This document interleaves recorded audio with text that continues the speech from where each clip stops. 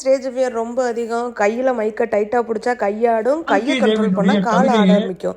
நம்ம இந்த மாதிரி தொடர்ச்சியா இருக்கிற என்ன வாசித்தோம் சொன்னா, ஸ்டேஜ்ல ஏறி பேசுற சமூக லெவலுக்கு அக்கறையோடு என்ன ரொம்ப சமூக என்கரேஜ் பண்ண அவலத்தை ஒருத்தர் சுட்டி இருக்காங்க. காட்டுகின்ற அவங்க யாரு பல அப்படின்னா என்னோட கவிதைகள் தங்கச்சி. இந்த இடத்துல இருக்கு. அவங்க எழுதின அதுல கவிதை ஒண்ணு இப்ப சொல்றேன், ஒரு பார்க்கலாம். கவிதையை சொல்றேன். சிகரத்தை தொடும் தங்கத்தின் விலை, கேள்விக்குறியாகி வரும் ஏழை பெண்களின் நிலை. இதுவும் ஏய்போடு எழுதப்பட்ட ஒரு கவிதை. இன்னைக்கு பல கவிதைகளை சாந்தி தேவி அவர்கள் விருதுநகர் மாவட்டத்தை சார்ந்தவர், ஒரு துடிப்பான ஒரு கவிதை எழுதுவதில் வந்தவர்.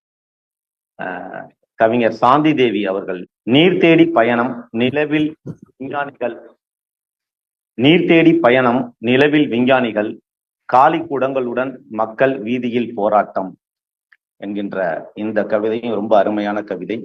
இருக்க தமிழ் ஸ்கூல்ல வாலண்டியரா போறேன் அப்படின்னு நான் என் தங்கச்சி கிட்ட சொன்னோன்னா ஃபர்ஸ்ட் சொன்ன விஷயம் வாய்ப்பை விடாத எல்லா வாய்ப்பையும் பயன்படுத்து அப்படின்னு.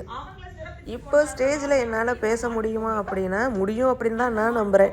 அந்த மாடுகளை நல்ல குளிப்பாட்டி அதோட கொம்புகளுக்கு வண்ணம் தீட்டி சந்தனம் குங்குமம் எல்லாம் வச்சு நல்லா அலங்கரிச்சு காலம் முழுவதும் வேலை செய்யற அந்த காளைகளுக்கு அன்று ஒரு நாள் விடுமுறை. காளை மாடுகள் உழவு தொழிலுக்கு மட்டும் இல்ல, நம்ம முன்னாடி காலத்தில் எழுத்து பேச்சு ஆகிய வழக்கிலும் சிறந்து விளங்கும் செம்மொழியான தமிழ் மொழியின் சிறப்பை பற்றிய பாடலுக்கு எமது மாணவ மாணவிகள்